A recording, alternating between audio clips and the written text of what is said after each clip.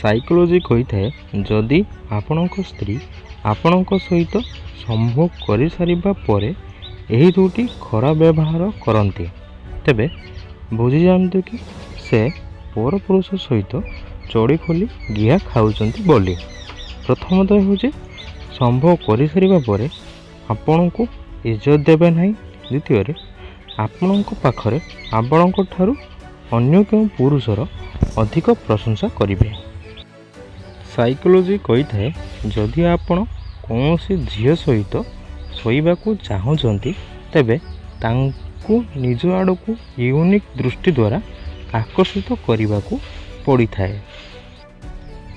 Psychology କହିଥାଏ ଯେଉଁ ପୁରୁଷ ଶାରୀରିକ ସମ୍ପର୍କ ବନାଇଥାନ୍ତି ଓ ହସ୍ତମୈଥୁନ କରିନଥାନ୍ତି ତେବେ ତାଙ୍କ ଗୁପ୍ତାଙ୍ଗ କ୍ୟାନ୍ସର ହେବାର ସମ୍ଭାବନା ସବୁଠାରୁ ଅଧିକ ଥାଏ, କିନ୍ତୁ ଏହା ସବୁ ପୁରୁଷଙ୍କ କ୍ଷେତ୍ରରେ ହୋଇନଥାଏ।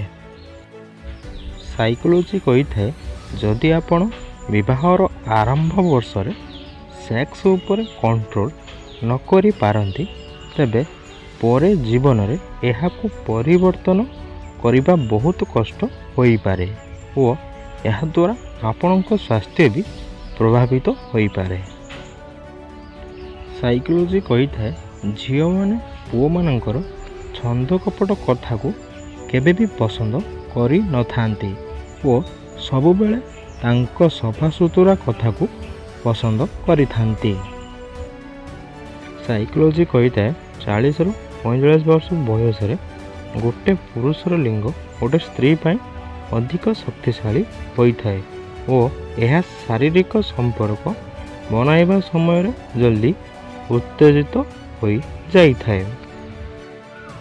ସାଇକୋଲୋଜି କହିଥାଏ କିଛି ଲୋକ ଆପଣଙ୍କୁ ଏଥିପାଇଁ ଘୃଣା କରିବାକୁ ଲାଗିଯାଆନ୍ତି କି କାରଣ ଆପଣଙ୍କର ତୁଳନାରେ ଅଧିକ କାମୁକ ସ୍ୱଭାବର ହୋଇଥାଏ। ସାଇକୋଲୋଜି କହିଥାଏ ଆପଣ ଯେକୌଣସି ଅଜଣା ବ୍ୟକ୍ତିଙ୍କ ସହିତ ପାଖାପାଖି 3ରୁ 4 ମିନିଟ୍ ପର୍ଯ୍ୟନ୍ତ ଆଇ କଣ୍ଟାକ୍ଟ ବନାଇ ରଖନ୍ତୁ ତେବେ 4 ମିନିଟ୍ ପରେ ଆପଣ ଦୁହେଁଙ୍କ ଭିତରେ ଏକ ଇମୋସନାଲ୍ ଫିଲିଂ ଅନୁଭବ କରିବେ। ସାଇକୋଲୋଜି କହିଥାଏ କାନ୍ଦିବା ଦ୍ୱାରା ଆପଣ ଶାନ୍ତି ଅନୁଭବ କରିଥାନ୍ତି, ତା ସହିତ ଆପଣଙ୍କ ଚିନ୍ତା ବି ଦୂର ହୋଇଥାଏ ଓ ଆପଣଙ୍କ ସ୍ୱାସ୍ଥ୍ୟ ଖରାପ ହେବାର ବିପଦ କମ୍ ହୋଇଯାଇଥାଏ।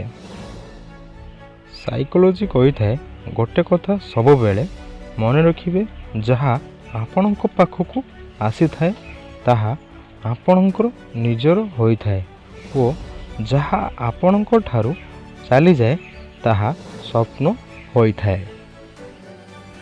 ସାଇକୋଲୋଜି କହିଥାଏ ଜୀବନରେ ସବୁଠାରୁ କଠିନ କାମ ଏହା ହୋଇଥାଏ କି କୌଣସି ମଣିଷକୁ ଭଲ ଭାବରେ ଚିହ୍ନିବା।